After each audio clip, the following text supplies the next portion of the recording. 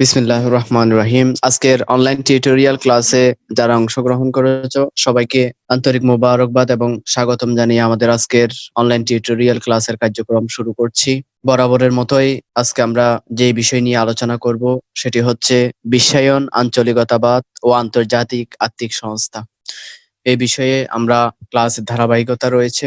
আজকেও আমরা বিশ্বায়ন, আঞ্চলিকতাবাদ ও আন্তর্জাতিক আর্থিক সংস্থার ক্ষেত্রে যে বিষয়গুলো নিয়ে আলোচনা করব সেগুলো হচ্ছে, সর্বপ্রথম আমরা আলোচনা করব বিশ্বায়ন প্রক্রিয়া বিস্তারে বহুজাতিক সংস্থার ভূমিকা সমূহ কি কি, সে বিষয়ে আমরা আলোচনা করব।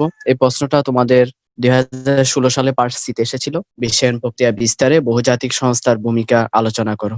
দ্বিতীয় প্রশ্ন যেটা নিয়ে আলোচনা করব সেটি হচ্ছে, বিশ্বায়ন হলো সাম্রাজ্যবাদের সর্বোচ্চ ধাপ।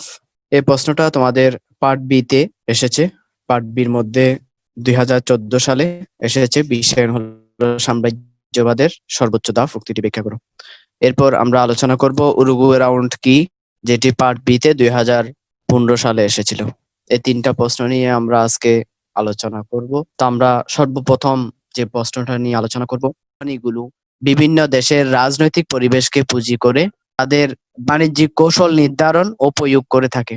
এমনও লক্ষ্য করা গেছে যে বহুজাতিক কোম্পানির পিছনে যেসব দেশ রয়েছে তারা তৃতীয় বিশ্বের দেশগুলোতে তাদের নিজস্ব পছন্দ মতো সরকার বসিয়ে ব্যবসা বাণিজ্য প্রসারের চেষ্টা চালায়। এশিয়া, আফ্রিকা ও ল্যাটিন আমেরিকার দেশসমূহ বহুজাতিক কোম্পানিগুলো এই ধরনের তৎপরতা চালিয়ে তাদের উদ্দেশ্য বাস্তবায়ন করে থাকে। তো যে জিনিসটা এখানে বলা হচ্ছে যে রাজনৈতিক পরিবেশ পর্যালোচনার ক্ষেত্রে এই বিশ্বায়ন বহুজাতিক সংস্থার কোম্পানিগুলো ব্যাপকভাবে ভূমিকা পালন করেন।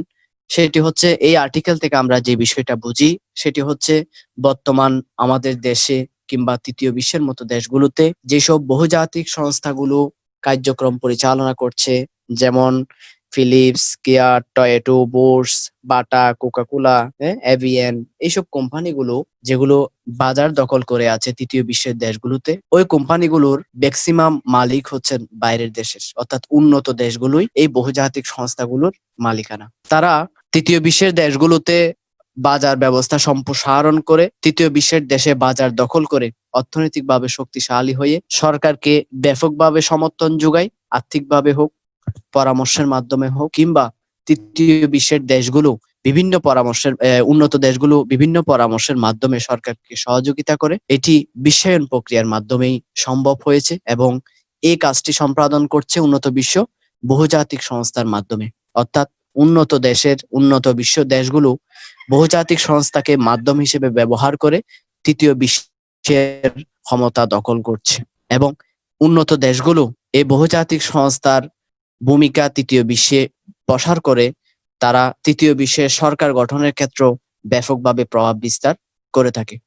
আমরা যদি আমাদের দেশের উদাহরণ নিই, যে আমরা রাজনৈতিক ব্যবস্থার ক্ষেত্রে, নির্বাচনের ক্ষেত্রে আন্তর্জাতিক প্রভাব আমরা লক্ষ্য করতে পাই। অর্থাৎ আন্তর্জাতিকভাবে উন্নত দেশগুলো তাদের নিজেদের মতো পছন্দ মতো সরকারকে বিজয়ী ঘোষণা করে সরকারের আসনে বসিয়ে তাদের ব্যবসা বাণিজ্য প্রসারের জন্য চেষ্টা চালায় এবং তারা নিজেদের আর্থিক অবস্থা এবং অর্থনৈতিক অবস্থা উন্নয়ন করার জন্য এই প্রসেসটা চালায় এবং এই কাজটা পরিচালনা করেন বহুজাতিক সংস্থার মাধ্যমে।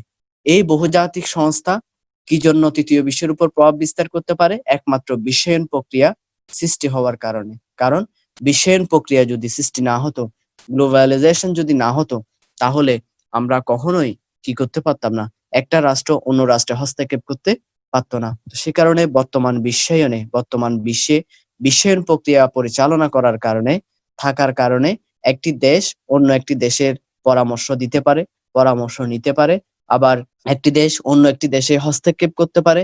আবার বিশ্বায়নের কারণে একটি দেশ চাইলেই অন্য আরেকটি দেশকে আক্রমণ করতে পারে না, কারণ বিশ্বায়ন প্রক্রিয়ার কারণে। তো বিশ্বায়ন প্রক্রিয়ায় এই বহুজাতিক সংস্থাগুলো রাজনৈতিক পরিবেশ পর্যালোচনার ক্ষেত্রে গুরুত্বপূর্ণ ভূমিকা পালন করে থাকে। 2 নাম্বার যে পয়েন্ট সেটা হচ্ছে, এই বিশ্বায়ন প্রক্রিয়ায় বহুজাতিক সংস্থাগুলো এই বহুজাতিক সংস্থা বিশ্বায়ন প্রক্রিয়ার মাধ্যমে তৃতীয় বিশ্বের যেসব মেধাবী আছে তাদের উপর প্রাধান্য বিস্তার করে। কিরকম? এখানে লেখা আছে যে বহুজাতিক কোম্পানিগুলো চাকচিক্যময় সুযোগ সুবিধার মাধ্যমে তৃতীয় বিশ্বের মেধাসত্ত্বের উপর প্রভাব বিস্তার করে থাকে। তারা বিভিন্ন দেশের মেধাবীদের অতিরিক্ত সুযোগ সুবিধা প্রদান করে, যা ওইসব দেশের আর্থসামাজিক অবস্থার সাথে বেশ অসামঞ্জস্যপূর্ণ। ফলে ওইসব দেশের মেধাবীরা দেশ সেবার জন্য কাজ না করে বহুজাতিক কোম্পানিগুলোর আজ্ঞাবহ হয়ে কাজ করে।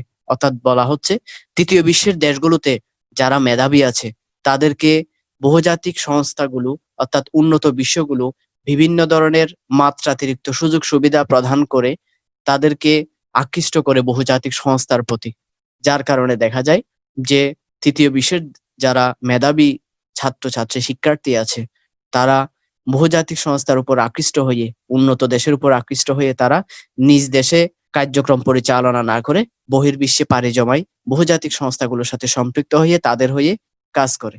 আমরা প্রায় সময় দেখি যে আমাদের বর্তমানে যে বুয়েট আছে, চুয়েট আছে এবং বিভিন্ন যে টেকনিক্যাল প্রতিষ্ঠান আছে, এই প্রতিষ্ঠান থেকে প্রতি বছর হাজার হাজার লাখ লাখ ছাত্রছাত্রী বের হচ্ছে, কিন্তু তারা দেশের ভূমিকায় কাজ না করে তারা বহির্বিশ্বে পাড়ি জমাচ্ছে, অর্থাৎ বাইরের উন্নত দেশগুলোতে তারা পাড়ি জমাচ্ছে। এই যে বহুজাতিক সংস্থাগুলো নিজ দেশ থেকে অর্থাৎ তৃতীয় বিশ্বের দেশের সুযোগ সুবিধা থেকে মাত্রাতিরিক্ত সুযোগ সুবিধা দিয়ে তাদের উপর একটা প্রাধান্য বিস্তার করছে। ফলে উন্নত দেশগুলো আরো উন্নত হচ্ছে, আর তৃতীয় বিশ্বের দেশগুলো খুব কম গতিতে উন্নতির পথে এগিয়ে যাচ্ছে। এই ছিল বিশ্বায়ন প্রক্রিয়ায় বহুজাতিক সংস্থাগুলোর প্রভাব বিস্তার ভূমিকা। গণমাধ্যমেও বহুজাতিক কোম্পানিগুলো ব্যাপকভাবে ভূমিকা পালন করে। বহুজাতিক কোম্পানিগুলো তৃতীয় বিশ্বে অর্থের বিনিময়ে গণমাধ্যমের নিয়ন্ত্রণ সম্পূর্ণভাবে নিজেদের হাতে নিয়েছে। বর্তমান বিশ্বায়নের যুগে বহুজাতিক কোম্পানিগুলো সৌজন্যে গণমাধ্যমের অনেক কর্মসূচি পরিচালিত হয়ে থাকে। তারা এই সুযোগে কেবল ব্যবসা বাণিজ্য নয়, বরং ধনী দেশসমূহের রাজনৈতিক চেতনাও তৃতীয় বিশ্বের দেশগুলোতে প্রভাবিত করছে। অর্থাৎ এই বহুজাতিক কোম্পানিগুলো অর্থের বিনিময়ে তৃতীয় বিশ্বের যে গণমাধ্যম রয়েছে ওই গণমাধ্যমগুলোকে নিজেদের হাতে নিয়ে নিয়েছে। অর্থাৎ উন্নত বিশ্বগুলো যে রকম ভাবে নির্দেশনা দেয় তৃতীয় বিশ্বের গণমাধ্যমগুলো সেভাবেই কাজ করে। আমরা ইতিমধ্যে দেখি যে আমাদের বহুজাতিক সংস্থা কোম্পানি যেগুলো আছে ওইসব কোম্পানির মধ্যে যদি দাম বৃদ্ধি পায় তাহলে সংবাদ মাধ্যমে তেমন একটা প্রচারণায় আসে না, কিন্তু আমাদের দেশীয় পণ্যের যখন দাম বৃদ্ধি পায় তখন সাথে সাথেই প্রচার মাধ্যমে গণমাধ্যমে এটার প্রতিবাদ উঠে। এটার একমাত্র কারণ হচ্ছে এই বহুজাতিক কোম্পানিগুলো তৃতীয় বিশ্বের গণমাধ্যমগুলোকে নিজেদের হাতে করে নিয়েছে এবং তৃতীয় বিশ্বে এই গণমাধ্যমগুলোকে বহির্বিশ্বের যে রাজনৈতিক ব্যবস্থা ওই রাজনৈতিক ব্যবস্থা তৃতীয় বিশ্বের দেশগুলোতে প্রচার করার জন্য তারা বিভিন্ন সুযোগ সুবিধা প্রদান করে গণমাধ্যমের কর্মচারী কর্মকর্তাদেরকে। এটি হচ্ছে বহুজাতিক সংস্থার আরেকটি ভূমিকা, প্রভাব বিস্তার। 4 নাম্বার হচ্ছে সেবা খাতের নিয়ন্ত্রণ। এখানে বলা হচ্ছে যে সেবা খাতের নিয়ন্ত্রণ কিরকম। বলা হচ্ছে যে বহুজাতিক কোম্পানিগুলো বিশ্বের বিভিন্ন দেশে তাদের কার্যক্রম পরিচালনা করলেও এর মূল নিয়ন্ত্রণ তারা নিজেদের হাতে রেখে দিয়েছে। যেসব দেশে তাদের ব্যবসা বাণিজ্য রয়েছে সেখানকার স্থানীয় এজেন্টরা বহুজাতিক কোম্পানির হুকুম তামিল করে মাত্র। বিশ্বায়নের ফলে যোগাযোগ মাধ্যমের আধিপত্য বিস্তার করেছে বলে তাদেরকে এখন অনেক দূর থেকে নিয়ন্ত্রণ করতেও তেমন কোনো অসুবিধা হয়নি। এই বহুজাতিক কোম্পানির মাধ্যমে তৃতীয় বিশ্বের দেশগুলোতে বিভিন্ন সেবা কার্যক্রম পরিচালনা করছেন উন্নত দেশগুলো বহুজাতিক সংস্থার মাধ্যমে। কিন্তু এই বহুজাতিক সংস্থাগুলো তৃতীয় বিশ্বে সেবা কার্য পরিচালনা করলেও মূলত এই বহুজাতিক সংস্থাগুলোর সম্পূর্ণ নিয়ন্ত্রণ উন্নত বিশ্বের হাতেই রয়েছে। আর বিভিন্ন দেশের মধ্যে যে উন্নত বিশ্বের যে কোম্পানিগুলো বহুজাতিক সংস্থা রয়েছে আমাদের আপাত দৃষ্টিতে আমাদের কাছে মনে হলেও যে আমার দেশীয় লোকজনই এই বহুজাতিক সংস্থার কার্যক্রম পরিচালনা করছে, কিন্তু প্রকৃতপক্ষে আমার দেশের যে কর্মকর্তা কর্মচারীরা বহুজাতিক সংস্থায় অন্তর্ভুক্ত আছেন তারা শুধুমাত্র উন্নত দেশের অর্থাৎ বহুজাতিক কোম্পানিগুলো যেই দেশে অবস্থান করে ওই দেশের যে হুকুমটা আসে সেই হুকুমটা পালন করে মাত্র। এর বাইরে তাদের কোনো ক্ষমতা কিংবা তাদের কোনো সিদ্ধান্ত নেওয়ার ক্ষমতা তাদের থাকে না। তারা পরামর্শ দিতে পারে, কিন্তু সিদ্ধান্ত গ্রহণের ক্ষমতা হচ্ছে উন্নত দেশগুলোর। এভাবে করে সেবা খাতে বহুজাতিক সংস্থাগুলো বিশ্বায়নের কারণে ভিন্ন দেশে থাকা সত্ত্বেও তারা তৃতীয় বিশ্বের দেশগুলোতে প্রভাব বিস্তার করতে পারে। 5 নাম্বার যেটি আছে সেটি হচ্ছে কৃষি পণ্যের বাজারের উপর প্রভাব। পৃথিবীর অধিকাংশ কৃষি জমি এশিয়া ও আফ্রিকার দেশগুলোতে অবস্থিত, কিন্তু এশিয়া ও আফ্রিকার দেশসমূহে কৃষি আধুনিকীকরণ সম্পন্ন হয়নি বিদায় বর্তমানে নানা কৌশলে কৃষির উপর বহুজাতিক কোম্পানি তথা বিশ্বায়নবাদীদের নিয়ন্ত্রণ প্রতিষ্ঠা হচ্ছে। ধনী দেশগুলো নিয়ন্ত্রণ রয়েছে কৃষির যাবতীয় উপকরণ, তারা উন্নত মানের চাষের যন্ত্র, কীটনাশক, মাড়াই যন্ত্র, প্রক্রিয়াকরণ, কৌশল রপ্ত করে তা তৃতীয় বিশ্বের দেশগুলোতে প্রয়োগ করছে। তারা তাদের যন্ত্রপাতি, সার, ওষুধ বিক্রি করে অধিক মুনাফা অর্জনের চেষ্টায় লিপ্ত রয়েছে বলে উন্নত দেশগুলো অনুন্নত দেশের কৃষিতে ভর্তুকি দেওয়ার ব্যাপারে সম্পূর্ণরূপে অনাগ্রহ প্রকাশ করেছে। অর্থাৎ বলা হচ্ছে যে বাংলাদেশের অর্থাৎ তৃতীয় বিশ্বের দেশগুলো বেশিরভাগই কৃষির উপর নির্ভরশীল হওয়ার কারণে এবং এই কৃষি জমির ব্যবহারটা সবচেয়ে বেশি হয় এশিয়া এবং আফ্রিকার দেশগুলোতে। আর উন্নত বিশ্বগুলো করছে কি, যে বহুজাতিক সংস্থার মাধ্যমে এই কৃষিকে আধুনিকীকরণের নামে আধুনিক প্রযুক্তি, কৃষি কাজের ক্ষেত্রে, চাষের ক্ষেত্রে যন্ত্র আবিষ্কার, কীটনাশক, বিভিন্ন ধরনের বীজ উৎপাদন, উন্নত জাতের বীজ উৎপাদন, মাড়াই যন্ত্র আবিষ্কার, বিভিন্ন কৌশল রপ্ত করে তারা তৃতীয় বিশ্বের দেশগুলোতে প্রয়োগ করছে। ফলে এক দৃষ্টিকোণ থেকে তারা তৃতীয় বিশ্বের কৃষি উন্নয়নের জন্য উন্নত দেশগুলো, বহুজাতিক সংস্থাগুলো ব্যাপকভাবে সহযোগিতা প্রদান করছে তৃতীয় বিশ্বের দেশগুলোতে। কিন্তু অন্যদিকে এই বহুজাতিক সংস্থাগুলো এই সহযোগিতার মধ্য দিয়ে তারা মাত্রাতিরিক্ত অধিক মুনাফা অর্জনের জন্য চেষ্টা করছে, অর্থাৎ অধিক মুনাফা অর্জন করছে এবং সাথে সাথে এই সহযোগিতার নামে তারা তৃতীয় বিশ্বের দেশগুলোতে নিজেদের প্রাধান্য বিস্তারে ভূমিকা রাখছে। এরপরে 6 নাম্বার হচ্ছে বিনিয়োগ প্রবাহ। এই বহুজাতিক কোম্পানিগুলো বিভিন্ন দেশে বিভিন্নভাবে তাদের পুঁজি বিনিয়োগ করে থাকে। তারা কখনো কখনো পরোক্ষভাবে এইসব পুঁজি বিশ্বের সকল স্থানে বিনিয়োগ করে।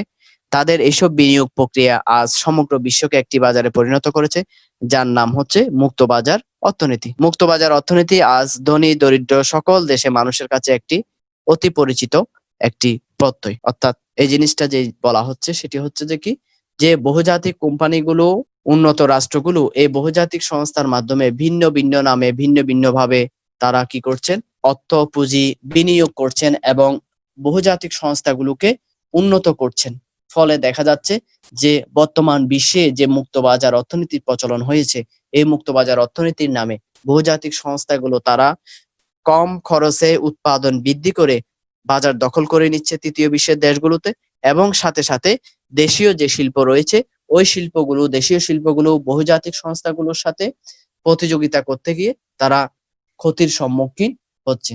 তাহলে একদিকে উন্নত বিশ্বগুলো বিশ্বায়ন প্রক্রিয়া হওয়ার কারণে, বিশ্বায়ন সৃষ্টি হওয়ার কারণে বহুজাতিক সংস্থাগুলো উন্নত রাষ্ট্রগুলো থেকে পুঁজি নিয়ে এসে বিনিয়োগ করছে, দেশের তৃতীয় বিশ্বের উন্নয়নের জন্য অর্থনৈতিক উন্নয়ন করছে, আধুনিকতার ছোঁয়া লাগাইতেছে তৃতীয় বিশ্বের দেশগুলোতে। কিন্তু অন্যদিকে মুক্তবাজার অর্থনীতি প্রক্রিয়ার কারণে তৃতীয় বিশ্বের দেশগুলো উন্নত দেশগুলোর বহুজাতিক সংস্থাগুলোর সাথে প্রতিযোগিতা করতে গিয়ে তারা ক্ষতির সম্মুখীন হচ্ছে। তাহলে এই বিশ্বায়ন প্রক্রিয়ায় বহুজাতিক কোম্পানি একদিকে ভূমিকা পালন করছেন, অন্যদিকে মাত্রাতিরিক্ত বিনিয়োগের কারণে, উন্নত বিশ্বের কারণে প্রতিযোগিতায় করতে গিয়ে দেশীয় শিল্পের ধ্বংস সাধিত হচ্ছে। সর্বশেষ যেই ভূমিকাটা পালন করে সেটি হচ্ছে জাতীয় বাজেটের উপর নিয়ন্ত্রণ।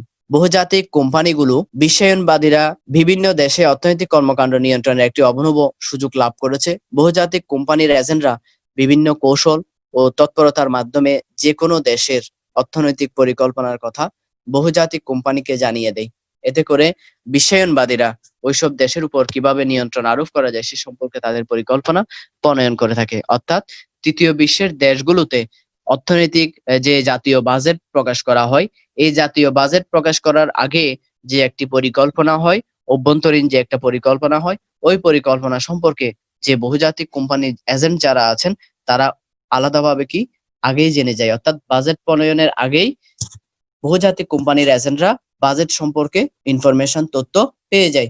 যার ফলে দেখা যাচ্ছে যে কি, যে এই তৃতীয় বিশ্বের দেশগুলোতে বাজেটের পরবর্তী সময়ে কিভাবে নিজেদের নিয়ন্ত্রণে বাজার নিয়ন্ত্রণ, নিজেদের আন্ডারে রাখা যায়, অর্থাৎ বাজার ব্যবস্থাকে নিজেদের নিয়ন্ত্রণে রাখা যায়, সেটার জন্য কৌশল এবং পরিকল্পনা বাজেটের আগেই তারা করে রাখে। এভাবে করেই মূলত উন্নত দেশগুলো তৃতীয় বিশ্বের দেশগুলোকে নিয়ন্ত্রণ করে থাকে। তাহলে এই ছিল আমাদের আজকের যেই 2016 সালের প্রশ্ন, যে বিশ্বায়ন প্রক্রিয়ায় বহুজাতিক কোম্পানিগুলোর ভূমিকা কি কি, এই 7টা বিষয় নিয়ে আমরা উল্লেখ করে আমরা প্রশ্নটা সম্পন্ন করব। আমরা তাহলে প্রথম দিক থেকে যদি যাই, তাহলে বিশ্বায়ন প্রক্রিয়ায় বিস্তারে বহুজাতিক সংস্থার ভূমিকাগুলো কি কি। আমরা 1 নাম্বার পেলাম যে রাজনৈতিক পরিবেশ পর্যালোচনা, 2 নাম্বার পেলাম মেধাস্বত্বের উপর প্রাধান্য বিস্তার, 3 নাম্বার হচ্ছে গণমাধ্যমের উপর নিয়ন্ত্রণ, 4 নাম্বার হচ্ছে সেবা খাতের নিয়ন্ত্রণ, 5 নাম্বার হচ্ছেন কৃষি পণ্যের বাজারের উপর প্রভাব, 6 নাম্বার হচ্ছে বিনিয়োগ প্রভাব এবং 7 নাম্বার হচ্ছে জাতীয় বাজারের উপর নিয়ন্ত্রণ। তাহলে সুতরাং বলা যায় যে বিশ্বায়নকে এমন একটি প্রক্রিয়া হিসেবে অবহিত করা যায় যা রাষ্ট্র ও সম্প্রদায়ের পুরনো কাঠামো বা সীমানাকে অবলুপ্ত করে। বিশ্বায়ন কোনো একক প্রক্রিয়া নয়, বরং এটি একটি সার্বব্যাপী ও সার্বিক প্রক্রিয়া। বিশ্বায়ন রাষ্ট্রীয় সীমানার প্রাচীর ভেঙে অর্থনৈতিক যোগাযোগ ও লেনদেন, সাংস্কৃতিক আদান-প্রদান, রাজনৈতিক মিথস্ক্রিয়া প্রভৃতি সকল ক্ষেত্রে ব্যাপক পরিবর্তন নিয়ে এসেছে। অর্থাৎ যে জিনিসটা বলা হচ্ছে যে এই বিশ্বায়ন প্রক্রিয়ার মাধ্যমে যে পুরনো একটি কাঠামো ছিল একটা রাষ্ট্রের, একটা যে সীমানা ছিল, ওই সীমানাটাকে অবলুপ্ত করে সারা বিশ্বের রাষ্ট্রগুলোকে এক জায়গায় একক অবস্থানে, একক বাজারে নিয়ে এসেছেন এই বিশ্বায়ন প্রক্রিয়া। যার কারণে এই বিশ্বায়ন প্রক্রিয়ার মাধ্যমে আজকে উন্নত বিশ্বের বহুজাতিক সংস্থাগুলো সারা বিশ্বের মধ্যে ছড়িয়ে পড়েছেন এবং সারা বিশ্বের অর্থনীতিকে শক্তিশালী করার ক্ষেত্রে এই বহুজাতিক সংস্থা, কোম্পানিগুলো গুরুত্বপূর্ণ ভূমিকা পালন করে আসছে। এভাবে করে আমরা প্রশ্নটা শেষ করব। আমাদের দ্বিতীয় যে আলোচনাটা ছিল সেটি হচ্ছে বিশ্বায়ন হলো সাম্রাজ্যবাদের সর্বোচ্চ ধাপ। এতক্ষণ আমরা বিশ্বায়ন নিয়ে আলোচনা করেছিলাম। এই বিশ্বায়ন হলো সাম্রাজ্যবাদের সর্বোচ্চ ধাপ। অর্থাৎ অতীতে, অর্থাৎ দ্বিতীয় বিশ্বযুদ্ধের আগে সাম্রাজ্যবাদীরা মানুষের উপর শোষণ করেছিল, কিন্তু দ্বিতীয় বিশ্বযুদ্ধের পরবর্তীতে যখন দেশের অর্থনৈতিক অবস্থা যখন অবনতি ঘটে, মানুষের মধ্যে যখন সচেতনতার সৃষ্টি হয়, তখন সাম্রাজ্যবাদীরা মনে করেছিল, সাম্রাজ্যবাদীরা ধরে নিয়েছে যে তাদের আর প্রাধান্য বিস্তার করা সম্ভব নয়। এই সাম্রাজ্যবাদীরা নিজেদের শোষণ অব্যাহত রাখার জন্য, নিজেদের নির্যাতন অব্যাহত রাখার জন্য সাম্রাজ্যবাদের পরিবর্তে তারা বিশ্বায়ন ব্যবস্থাকে বেছে নিয়েছেন। অর্থাৎ বিশ্বায়ন প্রক্রিয়ার মাধ্যমে মূলত তারা তৃতীয় বিশ্বের দেশগুলোকে শোষণ করবে, নিয়ন্ত্রণ করবে। স্ক্রিনের মধ্যে আমরা দেখি লেখা আছে যে কি, যে বিশ্বায়ন প্রক্রিয়ায় উদ্ভব ও বিকাশ ঘটেছিল মূলত বিশ্বের ধনী দরিদ্র দেশগুলোর মধ্যে যে বৈষম্য রয়েছে তা কমিয়ে আনার জন্য। কিন্তু এর জন্মের অব্যবহিত পরেই বিশ্ববাসী দেখতে পেল যে বিশ্বায়ন প্রক্রিয়া আসলে সাবেক সাম্রাজ্যবাদী শক্তিগুলোর কৌশলের ফসল। দ্বিতীয় বিশ্বযুদ্ধের পর যখন সাম্রাজ্যবাদী শক্তিগুলোর হাত থেকে উপনিবেশগুলো স্বাধীনতা লাভ করে, দ্বিতীয় বিশ্বযুদ্ধের পরে যখন সাম্রাজ্যবাদী শক্তিগুলোর হাত থেকে যখন উপনিবেশগুলো অর্থাৎ বিভিন্ন তৃতীয় বিশ্বের দেশগুলো স্বাধীনতা লাভ করলো, তখন সাম্রাজ্যবাদী শক্তিগুলো বুঝতে পারলো যে তাদের পক্ষে আর তৃতীয় বিশ্বের দেশগুলোর পর প্রভাব প্রতিপত্তি ধরে রাখা সম্ভবপর হবে না। তখন তারা এইসব দেশের নিয়ন্ত্রণ প্রতিষ্ঠার নতুন উপায় খুঁজে বের করলো। এই নতুন উপায় এর নাম হলো বিশ্বায়ন। বিশ্বায়ন প্রক্রিয়ার মাধ্যমে সাবেক ঔপনিবেশিক শক্তিগুলো তৃতীয় বিশ্বের দেশগুলোকে নিয়ন্ত্রণে আনার চেষ্টা করলে তা তৃতীয় বিশ্বের দেশগুলোর কাছে ধরা পড়ে যায়। ফলে তারা এর বিরুদ্ধে তীব্র ক্ষোভ ও প্রতিবাদ ব্যক্ত করে। ফলে রাজনৈতিক বিশ্লেষকরা বিশ্বায়ন হলো সাম্রাজ্যবাদের সর্বোচ্চ ধাপ এই জাতীয় একটি ধারণা ব্যক্ত করেন। অর্থাৎ বলা হচ্ছে দ্বিতীয় বিশ্বযুদ্ধের পরবর্তী সময়ে সাম্রাজ্যবাদীর নিয়ন্ত্রণে যেসব তৃতীয় বিশ্বের দেশগুলো ছিল, ওই দেশগুলো আস্তে আস্তে স্বাধীনতা লাভ করতে থাকে। তখন সাম্রাজ্যবাদীরা বুঝতে পারলো যে কি, যে তৃতীয় বিশ্বের দেশগুলোর উপর তাদের প্রভাবপত্তি, তাদের নিয়ন্ত্রণ বজায় রাখা আর সম্ভব নয়। সে কারণে তারা একটা নতুন কৌশল গ্রহণ করলো। ওই কৌশলের নাম হচ্ছে বিশ্বায়ন। এবং এই বিশ্বায়ন প্রক্রিয়ার মাধ্যমে আমরা আগের প্রশ্নে পড়েছি যে এই বিশ্বায়ন প্রক্রিয়ার মাধ্যমে বহুজাতিক সংস্থার মাধ্যমে তারা তৃতীয় বিশ্বের দেশগুলোকে, সাম্রাজ্যবাদের সময় যখন তৃতীয় বিশ্বের দেশগুলোকে যেভাবে শোষণ করেছে, নিয়ন্ত্রণ করেছে, ঠিক একইভাবে বিশ্বায়নের মাধ্যমে বহুজাতিক সংস্থার মাধ্যমে তারা তৃতীয় বিশ্বের দেশগুলোকে বর্তমানেও কি করছেন, নিয়ন্ত্রণ করছেন। এবং এই বিষয়টি যখন তৃতীয় বিশ্বের দেশগুলোর কাছে যখন ধরা পড়ে গেল, তখন তারা তৃতীয় বিশ্বের মানুষজন অর্থাৎ তৃতীয় বিশ্বের জনগণ, তৃতীয় বিশ্বের দেশগুলো এই বিশ্বায়নের বিরুদ্ধে তীব্র ক্ষোভ এবং প্রতিবাদ ব্যক্ত করলো। এই অবস্থার পরিপ্রেক্ষিতে রাজনীতিবিদরা বলেছেন যে কি, যে বিশ্বায়ন হলো সাম্রাজ্যবাদের সর্বোচ্চ ধাপ। এই ধারণাটা ব্যক্ত করেন কারা? রাজনীতি বিশ্লেষকরা। এই ছিল উক্তিটার বিশ্লেষণ। এখন আমরা জানবো যে বিশ্বায়ন কেন সাম্রাজ্যবাদের সর্বোচ্চ ধাপ। এক নাম্বার পয়েন্ট, সেটি হচ্ছে অর্থনীতিকে নিয়ন্ত্রণ। বিশ্বায়ন বাদী শক্তিগুলো সাবেক সাম্রাজ্যবাদী শক্তিগুলোর মতো উন্নয়নশীল দেশগুলোর অর্থনৈতিক নিয়ন্ত্রণের প্রচেষ্টায় লিপ্ত রয়েছে। তারা উন্নয়নশীল দেশগুলোকে তাদের নিজেদের ইচ্ছে মতো করে অর্থনৈতিক পরিকল্পনা প্রণয়ন ও বাস্তবায়ন করার সুযোগ দেয় না। অর্থাৎ এই বিশ্বায়ন প্রক্রিয়ার মাধ্যমে উন্নত দেশগুলো উন্নয়নশীল দেশগুলোকে অর্থনৈতিকভাবে নিয়ন্ত্রণ করছে। অর্থাৎ উন্নয়নশীল দেশগুলোই চাইলেই নিজেদের অর্থনীতিকে নিজেদের মতো করে পরিচালনা করতে পারছে না।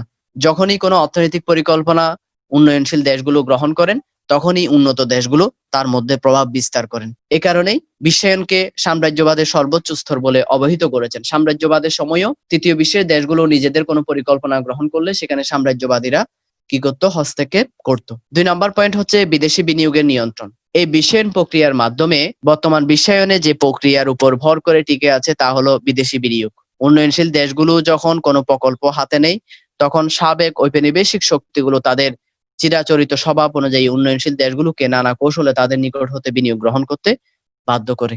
অর্থাৎ যখন দেখা যায় উন্নয়নশীল দেশগুলো নিজেদের অর্থায়নে যখন নিজেদের মধ্যে থেকে নিজের দেশে বিভিন্ন কৌশলে অর্থ সংগ্রহের মাধ্যমে যখন কোনো পরিকল্পনা বাস্তবায়ন করার জন্য পদক্ষেপ গ্রহণ করে, তখনই উন্নত দেশগুলো দেখা যায় যে বিভিন্ন কৌশল অবলম্বন করে ওই পরিকল্পনা বাস্তবায়নের জন্য উন্নত দেশগুলোর কাছ থেকে ঋণ নেওয়ার জন্য তারা উন্নয়নশীল দেশগুলোর উপর প্রভাব বিস্তার করে থাকে। উদাহরণ হিসেবে যদি আমরা নিতে পারি যে এই যে পদ্মা সেতু নিয়ে যে অবস্থান হয়েছে, যে বিভিন্ন কারণে আন্তর্জাতিক মহল, আন্তর্জাতিক অর্থ সংস্থান যখন ঋণ প্রদান বন্ধ করে দিল, তখন যে বাংলাদেশের সরকার যে একটা সিদ্ধান্ত নিয়ে মানুষের কাছ থেকে একটি কৌশল অবলম্বন করে অর্থ সংগ্রহের মাধ্যমে যে পদ্মা সেতুর কাজ নির্মাণ করছে, সম্পন্ন করছেন, এটাই হচ্ছে একটি কৌশল টেকনিক। কিন্তু এই পদ্মা সেতুর ক্ষেত্রে আন্তর্জাতিক মহল যথেষ্ট পরিমাণ চাপ প্রয়োগ করেছেন তাদের কাছ থেকে ঋণ গ্রহণের করার জন্য। কারণ বিদেশ থেকে যখন ঋণ গ্রহণ করবে,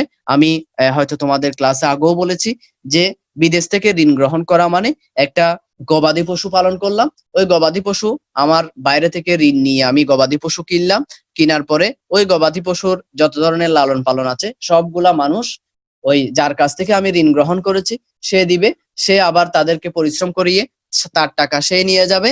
কিন্তু গবাদি পশু যখন আমাকে ফিডব্যাক দেওয়ার সময় আসবে, তখন ওগুলাও তারা ওই সত্ত্বে ঋণ দিবে, ওগুলাও তারা নিয়ে যাবে।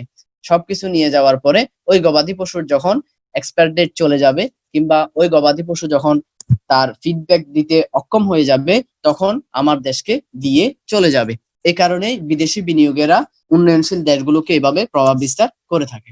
এ কারণেই পুঁজি বিশ্বায়নকে সাম্রাজ্যবাদের সর্বোচ্চ স্তর বলে অবহিত করেছেন। ৩ নাম্বার হচ্ছেন রাজনৈতিক নিয়ন্ত্রণ প্রতিষ্ঠা। এই বিশ্বায়ন প্রক্রিয়ার আরেকটি সাম্রাজ্যবাদের সর্বোচ্চ ধাপ বলার কারণ হচ্ছেন রাজনৈতিক নিয়ন্ত্রণ প্রতিষ্ঠা। অতীতে সাম্রাজ্যবাদীরা শক্তিগুলো সরাসরি কোনো দেশ বা ভূখণ্ডের উপর নিয়ন্ত্রণ প্রতিষ্ঠা করে তাদের নিজস্ব শাসন পরিচালনা করত। অর্থাৎ অতীতে সাম্রাজ্যবাদীরা সরাসরি সশরীরে গিয়ে তৃতীয় বিশ্বের দেশগুলোতে ভূখণ্ড দখল করত এবং তাদের নিয়ন্ত্রণ প্রতিষ্ঠা করত, নিজস্ব শাসন পরিচালনা করত। কিন্তু বিশ্বায়ন প্রক্রিয়ায় তারা সাম্রাজ্যবাদের মতো সরাসরি নিয়ন্ত্রণ প্রতিষ্ঠা না করলেও তারা নানা কৌশলে এইসব দেশের সরকারগুলোর উপর অলিখিত আধিপত্য প্রতিষ্ঠা করে থাকে। আমরা যেটা দেখি যে আমাদের দেশের মধ্যে, আমরা যেহেতু রাষ্ট্রবিজ্ঞানী, অনেকেই আমরা পড়েছি, জেনেছি যে একটা রাষ্ট্রের উন্নয়নের জন্য একটা সরকারের কি থাকতে হয়? ধারাবাহিকতা থাকতে হয়। আমাদের যে রাজনৈতিক সংস্কৃতি, যে দেখা যাচ্ছে যে একটা সরকার আসছেন, একটা কালভার্ট নির্মাণ করছেন, দেখা যাচ্ছে যে কি ওই কালভার্ট নির্মাণ শেষ করতে না করতে তার মেয়াদ শেষ হয়ে গিয়েছে।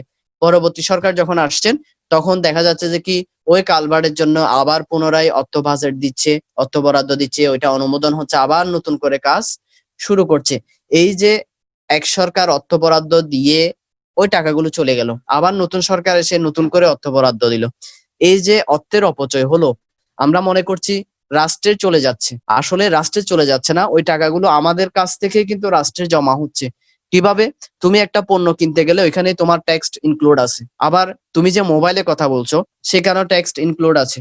আমরা যে ওয়াইফাই ইউজ করছি, এমবি ইউজ করছি, এখানের মধ্যেও কিন্তু ট্যাক্স ইনক্লুড আছে। তাহলে এই যে আমার কাছ থেকে তোমার কাছ থেকে বিভিন্ন পণ্য সামগ্রী হতে শুরু করে, বই হতে শুরু করে, কসমেটিক হতে শুরু করে, ইলেকট্রিক হতে শুরু করে, গ্যাস হতে শুরু করে, অর্থাৎ আমরা যা ব্যবহার করছি, এমনকি গাড়ি ভাড়া, গাড়ি যে আমরা যে গাড়িতে করে চড়তেছি ওইখানে আমি ৫ টাকা দিচ্ছি ভাড়া, ঠিক আছে, ওই ৫ টাকার মধ্যেও কিন্তু অন্তত ২ পয়সা হলো তোমার ট্যাক্স ইনক্লুড আছে।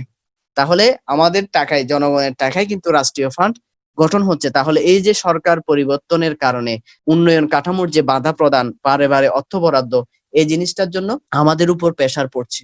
আমাদের জনগণের টাকা নিয়েই মূলত দেশের ক্ষতি সংঘটিত হচ্ছে। সে কারণে দেখা যাচ্ছে যে কি একটা রাষ্ট্রের উন্নয়নের জন্য রাষ্ট্রের রাজনৈতিক প্রধান, অর্থাৎ সরকার প্রধানের ধারাবাহিকতা থাকা একান্ত প্রয়োজন। কিন্তু আন্তর্জাতিক চাপের কারণে আমরা দেখতে পাই যে তৃতীয় বিশ্বের দেশগুলোতে সরকারের ধারাবাহিকতা রাখা সম্ভব হয় না, কারণ তৃতীয় বিশ্বের দেশগুলো সবসময় উন্নত দেশগুলো চায় যে তৃতীয় দেশগুলো উন্নত না হোক। যদিও বা প্রকৃত প্রস্তাবে সরাসরি বলছেন যে তারা অনুন্নত দেশগুলোকে উন্নত করার জন্য সহযোগিতা করছে।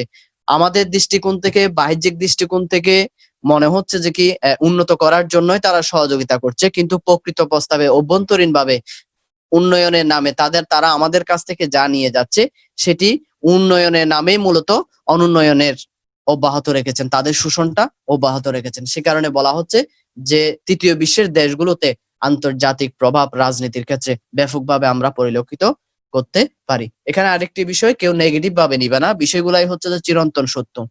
তোমরা একটু গভীরে চিন্তা করতে হবে। আমরা দেখি একটা চুক্তি সম্পাদিত হচ্ছে বা আন্তর্জাতিক দেশের সাথে, কোন একটি উন্নত দেশের সাথে, আমরা দেখছি যে কি ওরা আমাদেরকে এত হাজার কোটি টাকা ঋণ দিচ্ছে।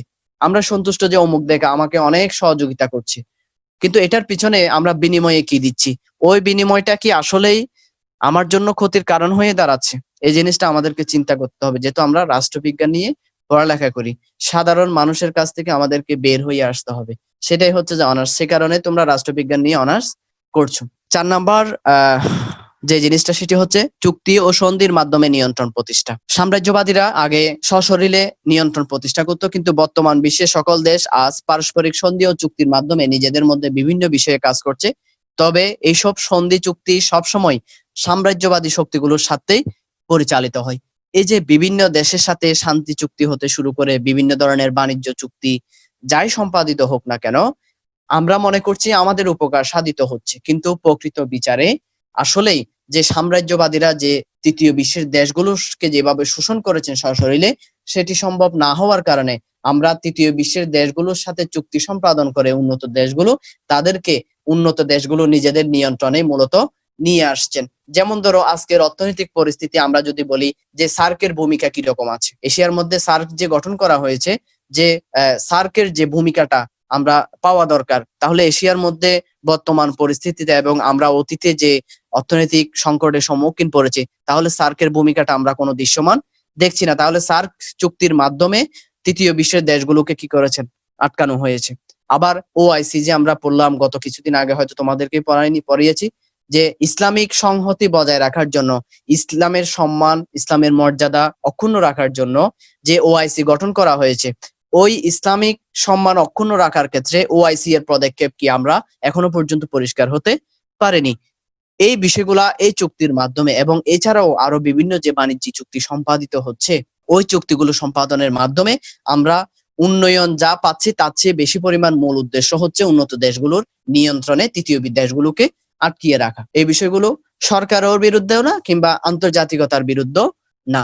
এগুলা হচ্ছে আমাদের জানার বিষয়। আমরা যেহেতু অনার্স পড়তেছি, আমরা যেহেতু সচেতন নাগরিক, সে কারণে এই বিষয়গুলো আমাদের জনগণের কাছে উত্থাপন করা, আমাদেরকে জানা একান্তই দরকার। কারণ রাষ্ট্রের একটি অংশ আমার কাছ থেকে যাচ্ছে। পরবর্তী যে পয়েন্ট, সেটি হচ্ছে যে কি, যে সামরিক জোট গঠনের মাধ্যমে নিয়ন্ত্রণ। এই সামরিক জোট গঠনের মাধ্যমেও সাম্রাজ্যবাদীদের মতোই বর্তমান বিশ্বে কি করছেন? নিয়ন্ত্রণ করছেন। স্ক্রিনের মধ্যে আমরা দেখছি যে সাম্রাজ্যবাদী দেশগুলো বিভিন্ন সামরিক জোট গঠনের মাধ্যমে বর্তমানে বিশ্বব্যাপী নিয়ন্ত্রণের চেষ্টা চালাচ্ছে। বর্তমানে যেসব সামরিক জোট বিশ্বে বিদ্যমান আছে তার অধিকাংশই উন্নত দেশগুলোর নিয়ন্ত্রণাধীন, এবং এসব জোটের উন্নত দেশগুলোর ইচ্ছা অনিচ্ছা সবচেয়ে বড় কথা। এই জিনিসটা বুঝাচ্ছেন যে সামরিক জোট গঠন করা হয়, বিভিন্ন আন্তর্জাতিক নিরাপত্তা পরিষদ গঠন করা হয় সামরিক জোট গঠনের মাধ্যমে। এখানেও তৃতীয় বিশ্বের দেশগুলোকে যদিও বা বলা হচ্ছে নিজেদের নিরাপত্তার জন্য, নিজ দেশের নিরাপত্তার জন্য, নিজ দেশের সম্পদের নিরাপত্তার জন্য এই জোটগুলো গঠন করা হচ্ছে, কিন্তু প্রকৃত প্রস্তাবে আমরা এই জোটের কার্যকারিতা এখনো দেখছি না। উদাহরণ হিসেবে যদি আমরা নিই, যে এই যে মায়ানমারের মধ্যে যেই সংগঠিত হয়েছে, যেই এই নৃশংস ঘটনা সৃষ্টি হয়েছে, যে অসংখ্য মানুষকে পুড়িয়ে মেরে ফেলা হয়েছে, তাহলে এটার বিচার আমরা এত দিন হয়ে যাওয়ার পরও এখনো পরিপূর্ণ পর্যন্ত আমরা বিচার পাইনি।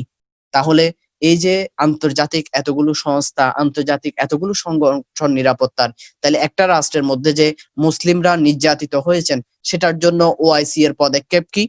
কিংবা একটা রাষ্ট্রের মধ্যে অন্যায়ভাবে যে আক্রমণ পরিচালনা করে তাদেরকে মেরে ফেলা হয়েছে, এত হাজার হাজার মানুষ যে ওই মায়ানমার থেকে বের করে দেওয়া হয়েছে, যদিও বা আমার দেশ স্থান দিয়েছেন, কিন্তু এটার জন্য কি পদক্ষেপ নিয়েছেন মায়ানমারের জন্য? আমাদের কাছে এখনো পরিষ্কার নয়। তাহলে এই যে সামরিক জোটগুলো গঠন করা হচ্ছে, তাহলে এই জোটের মাধ্যমে তৃতীয় বিশ্বের দেশগুলো কি উপকৃত হচ্ছে? আজকে মায়ানমার হয়েছে, কালকে আমার দেশে হবে, কালকে দেখা যাবে আমার দেশ থেকে আমাকে বের করে দিবে। কারণ এই যে সামরিক জোটের ভূমিকাগুলো না থাকার কারণে তৃতীয় বিশ্বের দেশগুলোতে আন্তর্জাতিক গুলো সহজে নিয়ন্ত্রণ প্রতিষ্ঠা করছে, তাদের ইচ্ছামতো রাষ্ট্র পরিচালনার সুযোগ দিচ্ছে। এই ছিল সামরিক জোটের মাধ্যমেই মূলত বর্তমান বিশ্বায়ন প্রক্রিয়ার মাধ্যমে সাম্রাজ্যবাদিতা প্রতিষ্ঠা করার একটি উপায়। ৬ নম্বর যে পয়েন্ট, প্রাথমিক ঘাঁটি স্থাপন। সাম্রাজ্যবাদী যুগে সাম্রাজ্যবাদী শক্তিগুলো তাদের অধিকৃত এলাকাগুলোতে ঘাঁটি গেঁথে তাদের উদ্দেশ্য হাসিলের চেষ্টা চালাতো। কিন্তু বিশ্বায়নের এই যুগে আগের মতো সরাসরি কোনো নিয়ন্ত্রণ স্থাপন না করে প্রাথমিক ঘাঁটি স্থাপন করে তৃতীয় বিশ্বের উপর নিয়ন্ত্রণ বজায় রাখে। অর্থাৎ আগেরকার সময়ে সাম্রাজ্যবাদীরা সরাসরি তৃতীয় বিশ্বের দেশগুলোতে অবস্থান করে নিজেদের শাসন প্রতিষ্ঠা করতো। যেমন ধরো পশ্চিম পাকিস্তানিরা পূর্ব পাকিস্তানে সশরীরে তারা অবস্থান করে তারা পূর্ব পাকিস্তানি জনগণকে শোষণ করেছেন প্রাথমিক ঘাঁটি স্থাপনের মাধ্যমে।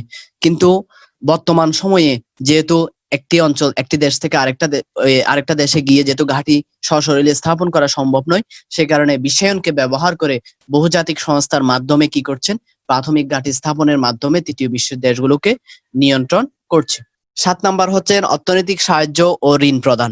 এখানে বলা হচ্ছে যে অতীতে সাম্রাজ্যবাদী শক্তিগুলো সরাসরি কোনো ভূখণ্ড দখল করে তার উপর নিয়ন্ত্রণ স্থাপন করে তাদের উপর প্রভুত্ব করত, কিন্তু বর্তমান বিশ্বায়নের যুগে অর্থনৈতিক সাহায্য ও ঋণ প্রদানের মাধ্যমে উন্নয়নশীল দেশগুলোর উপর নিয়ন্ত্রণ কৌশল বজায় রাখে। এই যে কথাটা আবার আসছে, আমি যে কথাটা বারে বারে তোমাদেরকে বলছি যে তখনকার সময়ে সাম্রাজ্যবাদীরা সশরীরে অবস্থান করে নিয়ন্ত্রণ করত, কিন্তু বর্তমান সময়ে তৃতীয় বিশ্বের উন্নয়নের ক্ষেত্রে বিভিন্ন ধরনের ঋণ সহায়তা, সাহায্য সহযোগিতা, অনুদান প্রদানের মাধ্যমে নিজেদের আধিপত্যকে মজবুত করছে। উদাহরণ হিসেবে যদি নিই, যে মনে করো আমাকে তোমাদেরই মধ্যে থেকে একটা উদাহরণ দিই, যে মনে করো দিবস অথবা ওয়াহিদ আমাকে একটা সহযোগিতা করছে।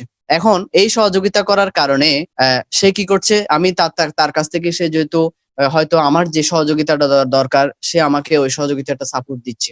এখন পরক্ষণে দেখা গেল যে আমার যে একটা নিজের একটা ক্ষমতা, আমার যে নিজের একটা কর্তৃত্ব আছে, সেটার উপর সে অটোমেটিক্যালি প্রভাব বিস্তার করে চলতেছে, কিন্তু আমি তার বিরুদ্ধে কোনো ধরনের কথা বলার সুযোগ পাচ্ছি না। কেন?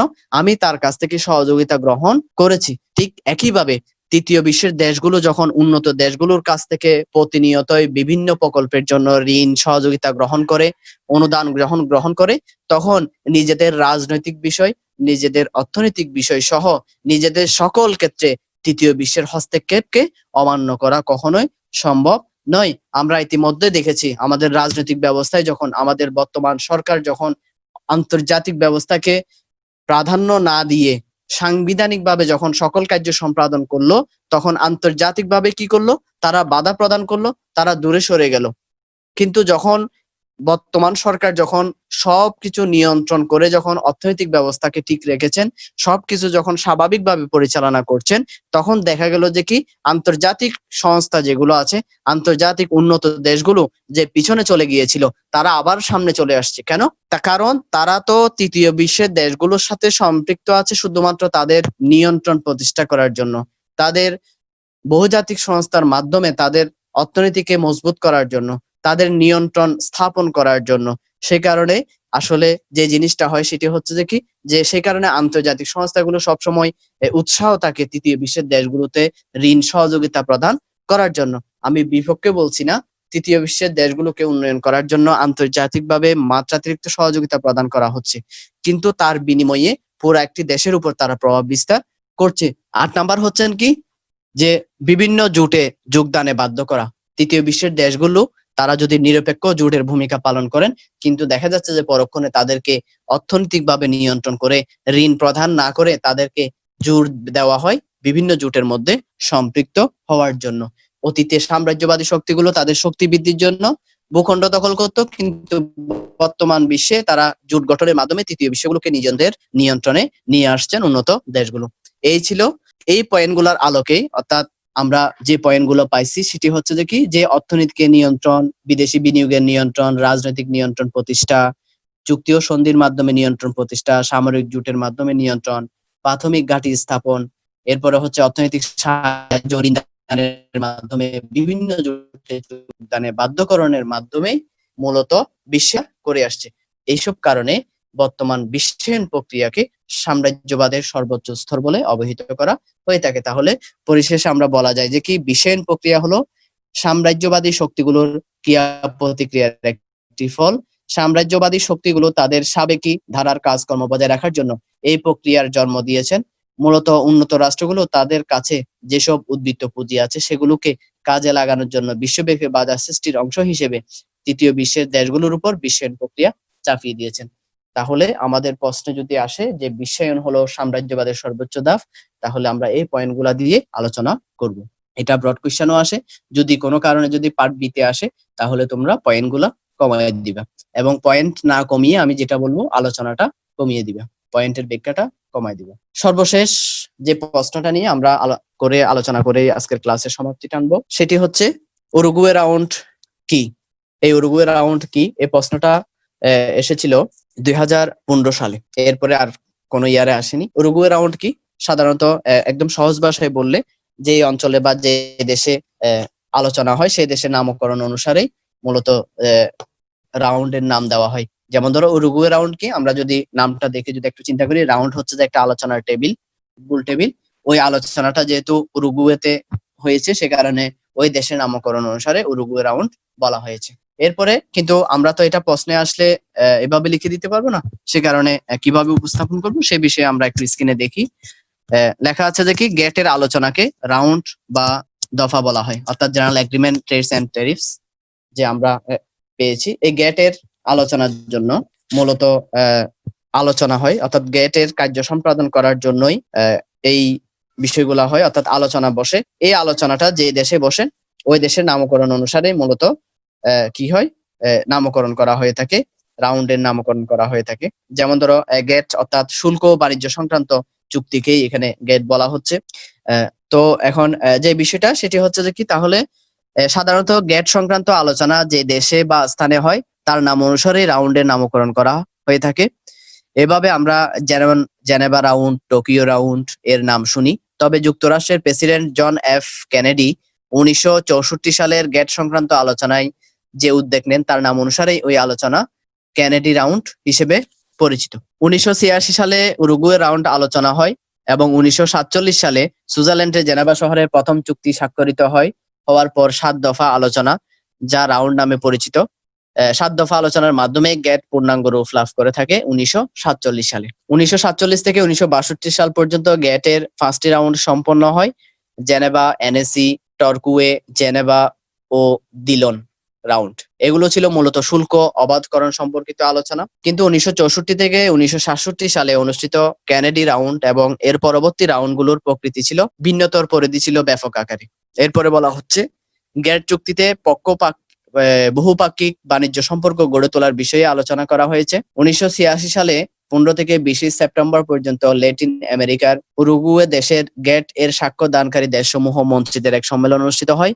একেই উরুগুয়ে রাউন্ড বলা হয়ে থাকে। অর্থাৎ 1986 সালে 15 থেকে 20 সেপ্টেম্বর পর্যন্ত ল্যাটিন আমেরিকার উরুগুয়েতে দেশের গেট এর স্বাক্ষর দানকারী অর্থাৎ গেট সম্প্রদায়ের মধ্যে অর্থাৎ গেটের মধ্যে শুল্ক বাণিজ্য সংক্রান্ত চুক্তির মধ্যে যে 15টা দেশ স্বাক্ষর করেছিল ওই 15টা দেশের প্রতিনিধি নিয়ে ল্যাটিন আমেরিকার উরুগুয়েতে একটা কি হয় আলোচনা বসে। ওই অর্থাৎ সম্মেলন বসে, ওই সম্মেলনকেই মূলত এখানে উরুগুয়ে রাউন্ড বলে অবহিত করা হয়ে থাকে, যেখানে 15টি গ্রুপ গঠিত হয়। সেই বৈঠকে যেসব আলোচনা হয় তার মধ্যে অনেক বিষয়ে ব্যর্থ হয়। সাধারণত যে দেশে গেটের আলোচনা হয় সে দেশের নাম অনুসারে রাউন্ডের নামকরণ করা হয়। উরুগুয়ে রাউন্ড উরুগুয়ে দেশের নাম অনুসারে নামকরণ করা হয়। 8ম রাউন্ড শুরু হয় 1986 সালে ল্যাটিন আমেরিকার উরুগুয়ে দেশে ফুন্টা ডেল এস্তে নামক ছোট শহরে। আন্তর্জাতিক বাণিজ্যের সাথে সম্পর্কিত নয় এমন কতগুলো বিষয় গেট আলোচনায় অন্তর্ভুক্ত করার জন্য যুক্তরাষ্ট্রের চাপ প্রয়োগ করে। বিষয়গুলো হচ্ছে, এক হচ্ছে বিনিয়োগের অবাধকরণের লক্ষ্যে খোলা বাজার নীতি চালুকরণ, 2 হচ্ছে সেবা খাতের আন্তর্জাতিক পুঁজি চলাচল অবাধকরণের ব্যবস্থা গ্রহণ। তাহলে এই ছিল উরুগুয়ে রাউন্ড সম্পর্কে আলোচনা, অর্থাৎ গেট চুক্তি সম্পাদনের মাধ্যমে অর্থাৎ শুল্ক এবং বাণিজ্য সংক্রান্ত আলোচনার জন্য যে যে দেশে সম্মেলন অনুষ্ঠিত হয় ওই সম্মেলনের কে রাউন্ড বলা হয়, আর যে দেশে অনুষ্ঠিত হয় দেশের নাম অনুসারে মূলত নামকরণটা করা হয়। যেহেতু ল্যাটিন আমেরিকার 1986 সালে ল্যাটিন আমেরিকায় যেহেতু উরুগুয়ে অঞ্চলে এই সম্মেলন অনুষ্ঠিত হয়েছিল গেটের, সে কারণে ওই দেশের নামকরণ অনুসারে উরুগুয়ে রাউন্ড বলা হয়ে থাকে। তাহলে আমরা আজকের আলোচনায় ৩টা বিষয় নিয়ে আলোচনা করেছিলাম। সর্বপ্রথম যে আলোচনাটা ছিল সেটি হচ্ছে যে কি বহুজাতিক বিশ্বায়ন প্রক্রিয়ায় বহুজাতিক সংস্থার ভূমিকা আলোচনা করো। ২ নাম্বার আলোচনা করেছিলাম যে বিশ্বায়ন হলো সাম্রাজ্যবাদের সর্বোচ্চ ধাপ, উক্তিটি আলোচনা করো এবং সর্বশেষ উরুগুয়ে রাউন্ড কি? এই ছিল আমাদের আজকের ক্লাসের আলোচনা।